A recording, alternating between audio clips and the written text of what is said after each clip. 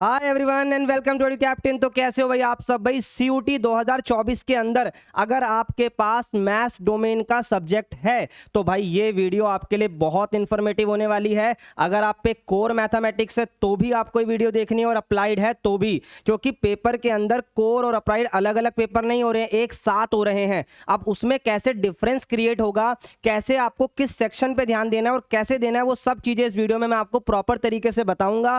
तैयारी कैसे करनी है, कहां से करनी है, 45 डेज के अंदर एक प्रॉपर स्ट्रेटजी भी बना दी है, एक्सेल के अंदर टाइम टेबल बना दिया है, वो भी आपको बताने वाला हूं। तो बिल्कुल निश्चिंत होकर इस वीडियो को देखने के बाद ना मैथ्स के लिए आपको कहीं और जाने की जरूरत नहीं पड़ेगी, ये मैं आपसे वादा करता हूं। ध्यान से सुनिएगा भाई। देखो, सबसे पहली चीज कि कोर और अप्लाइड है क्या। 12th क्लास के अंदर आपने जो भी बोर्ड में एग्जाम दिया होगा, चाहे वो कोर का हो या अप्लाइड का, वही आप सीयूटी में दोगे, पहली बात। ठीक है। कोर ज्यादातर स्कूलों में होता है भाई, साइंस वाले बच्चे करते हैं, और कुछ जगहों पे कॉमर्स वाले बच्चों पे भी कोर मैथमेटिक्स होती है, और अप्लाइड प्योरली कॉमर्स वाले बच्चों के लिए ही होती है। अब ये जो भी आपका स्कूल अलाउ कर रहा था, जिसमें भी आपने बोर्ड दिया होगा, वो आपको पता होगा। अब मैं आता हूं सीधा इसके सीयूटी के पैटर्न पे। बात को समझना बहुत ध्यान से। देखो, सीयूटी का पेपर जब आप देने जाओगे ना, तो मैथ्स का पेपर एक साथ आएगा, मतलब कि भाई कोर भी वहीं होगा और अप्लाइड भी वहीं होगा। तो आप कैसे पेपर अटेम्प्ट करोगे, तो ध्यान से सुनना, बहुत ध्यान से। देखो भाई, पेपर में दो सेक्शन बने होंगे, एक होगा सेक्शन ए और एक होगा सेक्शन बी। सेक्शन बी में आपका B1 और B2 होगा। अब क्वेश्चनिंग की नंबरिंग समझना भाई, क्वेश्चन से नंबर पेपर में पूछे जाते हैं। देखो भाई, सबसे पहले आएगा 1 से लेकर 15 तक क्वेश्चन, यानी 1 to 15 ये आएंगे इसके अंदर। बात समझ में आ गई। यानी 1 से लेकर 15 तक के जो क्वेश्चंस है वो कंपलसरी फॉर ऑल हैं। बात को समझना, ये कंपलसरी फॉर ऑल हैं, चाहे आप कोर के बच्चे हो चाहे वो अप्लाइड के। ये वाला जो सेक्शन है ये आप सबको अटेम्प्ट करना है। इसके ऊपर एक नेम लिखा हुआ होता है, कॉमन। कॉमन का मतलब है दोनों को ये अटेम्प्ट करना है, दोनों को। ये बात क्लियर हो गई। अब आ जाओ सेक्शन बी में। सेक्शन बी में एक पोर्शन बना होगा B1 का, एक पोर्शन बना होगा B2 का। अब इसमें से एक अप्लाइड होता है और एक कोर होता है। मान लो पहले वाला अप्लाइड है और अगले वाला कोर है, तो आपकी जो भी स्ट्रीम होगी उसके हिसाब से आपको चुनना है। मान लो अप्लाइड है तो आप अप्लाइड के सारे क्वेश्चन अटेम्प्ट करोगे, कितने करने वो भी बताऊंगा, रुक जाओ। कोर के हैं तो आप उसमें से अटेम्प्ट करोगे। ऐसा मत करना कि कि आपको अप्लाइड के थोड़े से क्वेश्चन आसान लगे तो थोड़े यहां से कर दिए, थोड़े यहां से कर दिए ना, ये सबसे बड़ी गलती होती है। अब अटेम्प्ट कैसे करना है जरा वो ध्यान से सुनो, बहुत ध्यान से सुनना भाई ये वाली बात। देखो, अगर आप 1 से 15 तक की बात करो तो ये तो हो गए कंपलसरी, पूरी बात समझना। ठीक है, ये हो गया कंपलसरी। उसके बाद आपका आएगा 16 से लेकर 50 तक, और फिर आएगा 51 से लेकर 85 तक। ये सेक्शन इस तरीके से बनेगा। तो क्या आपके 85 क्वेश्चन हुए? नहीं, आपके जो टोटल क्वेश्चन हुए वो हुए सिर्फ 50। बात समझ में आ रही है। चाहे आप किसी भी स्ट्रीम में हो, सेक्शन ए या सेक्शन बी, यहां 15 क्वेश्चन होंगे जो कि कंपलसरी हैं, आपको करने ही करने हैं। और उसके बाद यहां पर आते हैं 35 क्वेश्चंस, जिसमें से आपको सिर्फ 25 अटेम्प्ट करने होते हैं। बात को समझना, यानी टोटल 50 में से 40 क्वेश्चन अटेम्प्ट करने हैं आपको। 50 में से 40, यहां 15 कंपलसरी और 35 में से कितने? 25। अब इधर आ जाओ भाई, आपने 1 से 15 क्वेश्चन देखे, ये हो गए कंपलसरी फॉर ऑल, ये सबको करने हैं। अब ये 16 से 50 या 51 से 85, 16 से 50 या 51 से 85, इसमें से एक सेक्शन कोर का होगा और एक होगा अप्लाइड का। तो जो भी आपका होगा उसे आपको चुनना है। यानी अगर आप कोर के हो तो मान लो 51 से 85 तक सारे आपके हैं, उन 35 में से आपको सिर्फ 25 अटेम्प्ट करने, ये बात का खास ख्याल रखना। अब इन सबको करने के लिए मुझे कितने मिनट मिलते हैं भाई? 60 मिनट मिलते हैं, बट एनटीए के हिसाब से तो भाई 55 ही मानता हूं मैं। क्यों? क्योंकि पिछले साल 5 मिनट तो कंप्यूटर ने ऑन होने में लगा दिया, स्क्रीन खाली आ रही थी, कुछ उसमें आ ही नहीं रहा था। तो आप 55 मिनट मान के चलना, इस तरीके से प्रैक्टिस करना। अगर आपका कोई क्वेश्चन करेक्ट होता है तो आपको 5 नंबर मिलेंगे, वहीं अगर आपका कोई क्वेश्चन इनकरेक्ट होता है तो वहां पर 1 नंबर आपका कट जाएगा। तो इस तरीके से टोटल 200 नंबर का पेपर होता है, और 200 में से 200 कैसे लाने हैं इसकी स्ट्रेटेजी आगे बताने वाला हूं। क्या ये चीज क्लियर हो गई भाई? एक ही चीज को 10 तरीके से बताने की मेरी आदत नहीं है, प्रॉपर तरीके से एक एक चीज आपको मैंने बता दी, वो आप करो। अब जब पेपर में आप जाओगे तो आपको 1 से 15 में तो कुछ सोचना ही नहीं है, वो करना ही करना है, पहली बात। दूसरी बात, जब आप उसके बाद आगे देखोगे तो अगर आप अप्लाइड के हो तो आप एक सेक्शन अप्लाइड का चुनो, कोर के हो तो कोर का चुनो। वो यहां जाके पेपर में लिखा हुआ होता है कि अप्लाइड है। ये कोर है। अब वो चेंज भी हो सकता है कोर पहले आए अप्लाइड बाद में आए, तो आप उसको पढ़ लेना, उसके हिसाब से क्वेश्चन अटेम्प्ट करना। ये चीज़ सबको क्लियर हो गई होगी। अब बात करते हैं सिलेबस डिस्कशन की। सिलेबस कैसा पेपर में आएगा, तो देखो भाई, अगर आप कोर के बच्चे हो तो 12th में जो पढ़ा है वही आएगा, बस उसमें जो डिलीटेड चीज़ें थी ना वो भी जुड़ जाएंगी। अभी डिलीटेड क्या था सिलेबस के अंदर डिस्कस करता हूँ, ध्यान से सुनना। अप्लाइड वालों के लिए भाई सब कुछ डिफरेंट हो जाता है, सब कुछ तो नहीं कहूंगा पर चीज़ें बदल जाती हैं। अगर आप कोर के बच्चे हो तो आपको सेक्शन ए के लिए और सेक्शन बी के लिए अलग अलग पढ़ने की ज़रूरत नहीं है। आप कॉमन अपना 12th का सिलेबस पढ़ लो और उसमें डिलीटेड वाला पोर्शन और पढ़ लो जो मैं आपको बताने वाला हूँ, उससे बात बन जाएगी। लेकिन अगर आप अप्लाइड के बच्चे हो तो आपको थोड़ा सा समझने की ज़रूरत है। अब मैं दिखाता हूँ आपको, ध्यान से सुनिएगा भाई।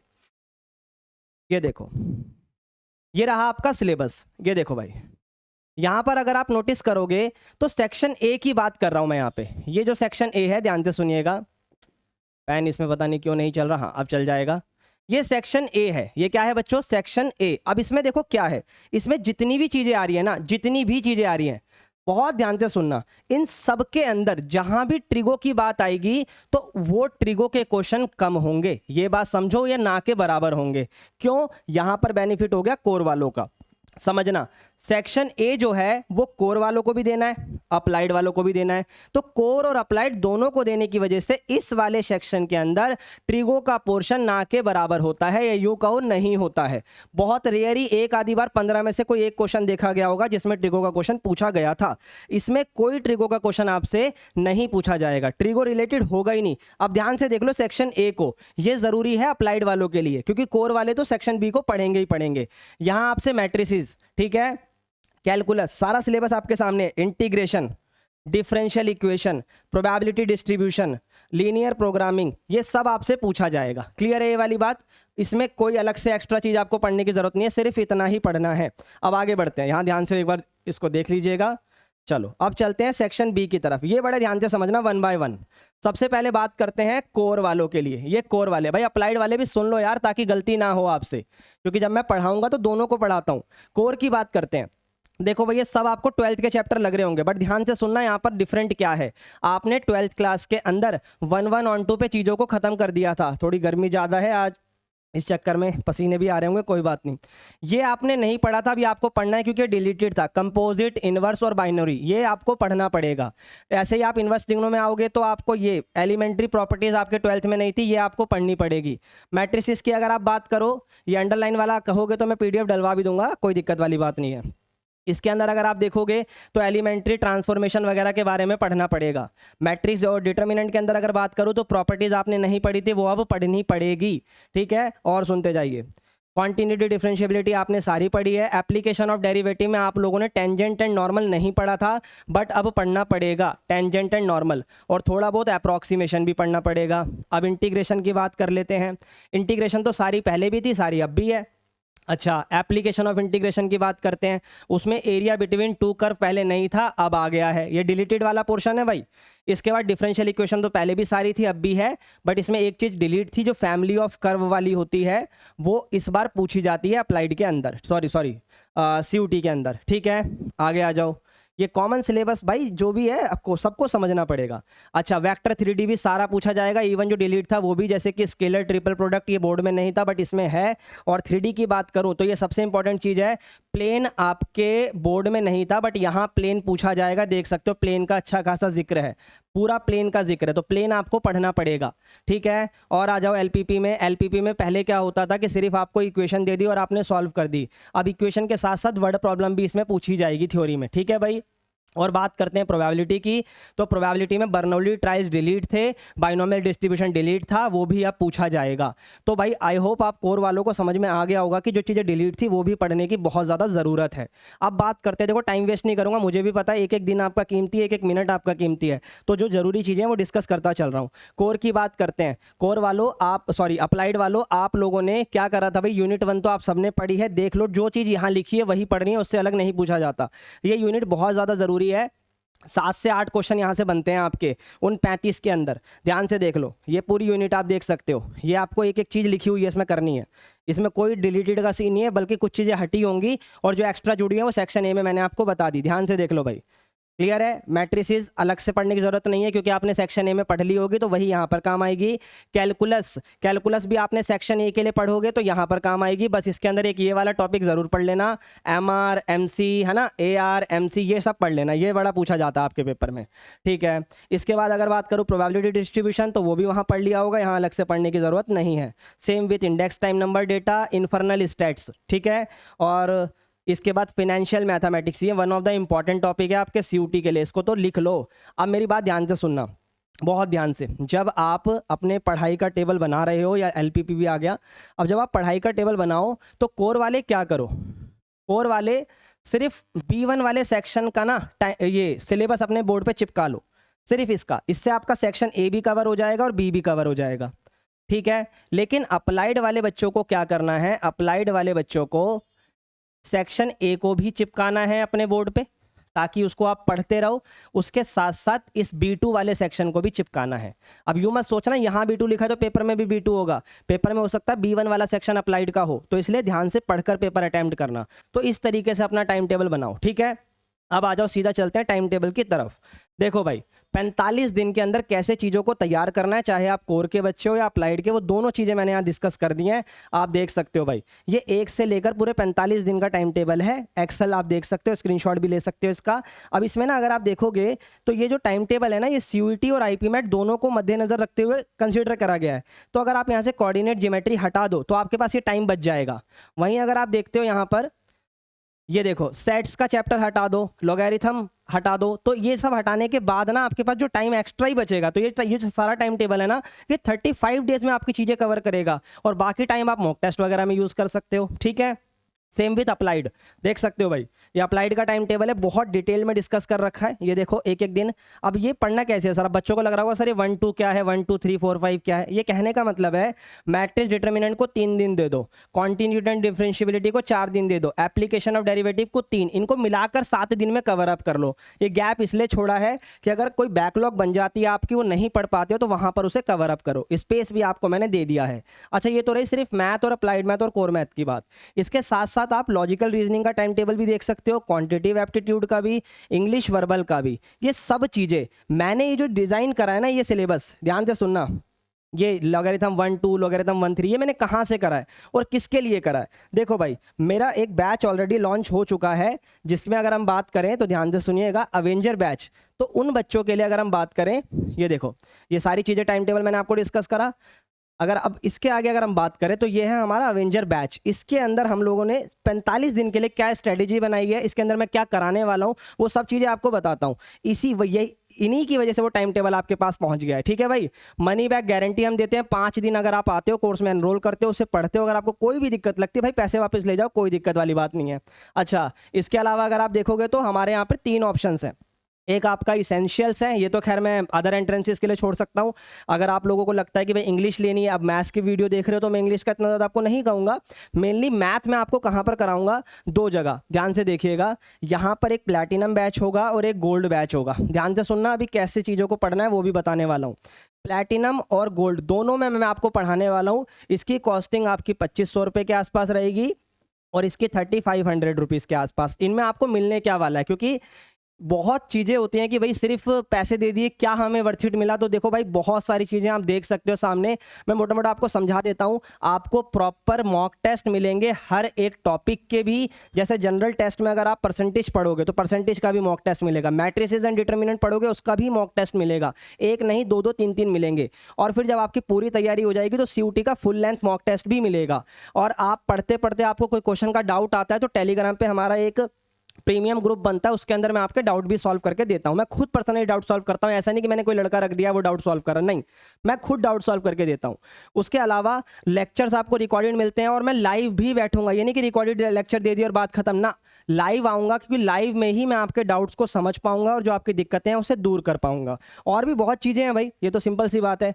आपको ई बुक्स मिलेगी, क्वेश्चन बैंक्स मिलेंगे, IP मैट अगर आप दे रहे हो तो उसके लिए आपको स्पेसिफिक ई बुक मिल जाएगी, क्वेश्चन बैंक मिल जाएंगे, 250 क्वेश्चन मिनिमम होंगे उसके अंदर, और भी बहुत सारी चीज़ें हैं।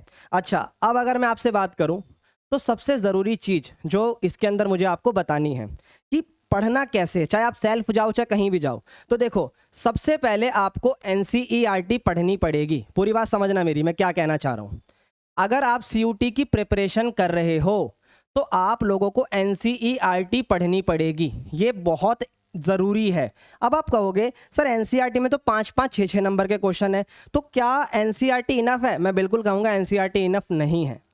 ठीक है, एनसीईआरटी के साथ बहुत कुछ करना है, लेकिन एनसीईआरटी मस्ट है। जब जैसे कोई क्वेश्चन वहाँ 6 मार्क्स का था तो उसको एमसीक्यू अप्रोच में पेपर में पूछा जाता है, और ये 1 साल से नहीं, पिछले 2 सालों से हो रहा है। तो एनसीईआरटी तो आपको टिप्स पे कवर करनी ही पड़ेगी। बहुत एक एग्जांपल से मैं आपको समझाता हूँ। जैसे एनसीईआरटी में ये क्वेश्चन आता है इलिप्स का, ठीक है भाई, what is the area of ellipse, find the area of ellipse using integration. ये वहां पर इंटीग्रेशन का यूज करके बताना है, मैं नहीं बताऊंगा इंटीग्रेशन का यूज करके। मुझे डायरेक्ट पता है कि एरिया ऑफ इलिप्स होता है पाई ए बी, तो यहाँ पाई लिखा मैंने, ए आपका 3 हो गया और यहाँ से आपका ये 4 आएगा, तो आंसर आ जाएगा 12 पाई, बात खत्म। तो जो क्वेश्चन वहाँ पे 4 मार्क्स का बनता था वो यहाँ एमसीक्यू की अप्रोच में बना, और देख सकते हो आप मैंने कैसे करा। तो ऐसी चीज़ें मैं लेक्चर्स के अंदर आपको सिखाता हूँ। अच्छा, एनसीईआरटी के साथ साथ आपको एग्जाम्पलर ज़रूर करनी है, क्योंकि एग्जाम्पलर के अंदर अच्छे खासे एमसीक्यू क्वेश्चन है। हर चैप्टर के एमसीक्यू थ्योरी बेस्ड क्वेश्चन बहुत है, तो इसको ज़रूर करो, बहुत ज़्यादा ज़रूरी है ये चीज़ आपके लिए। उसके बाद आते हैं सीयूटी के प्रीवियस ईयर क्वेश्चन। मैं अपने प्रीमियम कोर्स के अंदर ऑलमोस्ट 10 प्रीवियस ईयर क्वेश्चंस के सॉल्यूशन भी प्रोवाइड करने वाला हूं टाइम टू टाइम। वो मैं बोला हुआ है तो वो प्रोवाइड करूंगा in the span period of like 5-4 दिन के अंदर, धीरे धीरे करके वो देता जाऊंगा, एक ही दिन में 10 नहीं, टाइम टू टाइम। और क्वेश्चन के साथ साथ उसके सॉल्यूशन है, इसलिए टाइम लग रहा है। अगर सिर्फ क्वेश्चन पेपर देना हो तो एक लिंक के अंदर मैं दे सकता हूँ, सॉल्यूशन भी दूंगा उसके। ठीक है, प्रीवियस ईयर क्वेश्चन हो गए। इसके बाद अगर आपको लगता है कि तैयारी और भी ज़्यादा एनहांस करनी है तो कोई भी आप एक सिंगल बुक लगा सकते हो। अगर आप सेल्फ जा रहे हो तो ठीक है भाई, कोई भी एक सिंगल बुक लगा सकते हो। और अगर आप प्रीमियम कोर्स में आते हो तो भाई डेली लाइव बैठकर मैं 1-2 क्वेश्चन थोड़ी ना डिस्कस करूंगा यार, मिनिमम 30 to 50 क्वेश्चन डिस्कस करूंगा। तो मिनिमम 30, और ज़्यादा दिन बढ़ गया 40 भी जा सकते हैं, 50 भी जा सकते हो, क्योंकि कोर वालों की तैयारी अलग से करवाऊंगा, अप्लाइड वालों की अलग से करवाऊंगा, तो क्वेश्चन का नंबर तो बढ़ना ही बढ़ना है। ठीक है भाई, तो कोई भी एक बुक फॉलो कर सकते हो, और इन सब का फायदा तभी है जब आप इनके मॉक्स लगाओ। ये बात सुन लो भाई। और अगर आपको कहीं से मॉक्स ना मिले तो भाई ये जो इसेंशियल वाला मैंने आपको स्लाइड दिखाई थी वो इसीलिए बताई थी। यहाँ पर अगर आप देखोगे तो यहाँ पर मॉक टेस्ट ही हमने प्रोवाइड करे हैं किसी भी एंट्रेंसेस के या किसी भी सब्जेक्ट के। तो सारी चीज़ें क्लियर हैं आपके सामने। अगर आप सिर्फ मैथ्स के लिए आना चाहते हो, जनरल टेस्ट पढ़ना चाहते हो, इंग्लिश पढ़ना चाहते हो तो ये कोर्स है आपके लिए, और वर्बल कॉमर्स के सारे डोमेन पढ़ना चाहते हो तो ये कोर्स है आपके लिए। फिर भी कोई डाउट हो, कोई क्वेरी है तो टेलीग्राम पे बोल रहा हूँ, डिस्क्रिप्शन के ग्रुप में जाकर आप वहाँ से क्लिक कर कर ज्वाइन कर सकते हो, और नंबर पे किसी भी प्रकार की क्वेरी को सॉर्ट कर सकते हो, कोई दिक्कत नहीं आएगी। और मुझसे बात करनी आके या मुझसे कनेक्ट होना है तो लो भाई, उसका भी सॉल्यूशन बता देता हूँ। एक सेकंड रुक जाओ भाई, एक सेकंड रुको यार, पसीने की वजह से ना बहुत थकान हो जाती है। एक सेकंड बस। ये देखो भाई, ये रहा मेरा मैथ्स की महफिल का ग्रुप। अभी शायद थोड़ा इंटरनेट इशू, हाँ चल गया। देखो भाई, मैथ की महफिल सीयूटी, यहाँ पर मैं क्या कर रहा हूँ, अभी बोर्ड के अंदर तो मैंने फुल एक्टिवली काम करा। आप देख सकते हो यार, जो बच्चे पहले से भी हैं, हर एक लेक्चर, हर एक चीज़ें मैं इसमें अपलोड करता था कि भाई यहाँ से पढ़ो, ऐसे पढ़ो, वैसे पढ़ो, सब चीज़ें समझाता था, क्वेश्चन की प्रैक्टिस भी देता था, सब करवाता था। सेम विद सीयूटी, अगर मैं आपको बताऊँ तो जो भी मेरी तरफ से अपडेट होगी वो मैं यहाँ पर देता जाऊँगा। और भाई सारी बात वही है ना कि कहीं ना कहीं तो चीज़ें आपको अगर मुझसे कनेक्ट होना है तो इसमें थोड़ा डिले भी हो सकता है, बट बहुत ज़्यादा डिले नहीं होता। तो अगर कोई क्वेरी आ रही है ना तो भाई आकर यहाँ कर दो मैसेज, मैं दूंगा जवाब, बिल्कुल भी दिक्कत नहीं है। कई बच्चे पूछते हैं सर प्रीमियम में क्या क्या होगा, कॉल पे बता दो, फोन पे बता दो, भाई बता दूंगा यार, लेकिन यहीं बताऊंगा, यहीं आ जाओ, इसका लिंक भी आपको डिस्क्रिप्शन में मिल जाएगा। तो आई होप सारी चीज़ें समझ में आ गई होगी। तो आज के लिए इतना ही, मिलते हैं नेक्स्ट वीडियो में, bye bye and take care.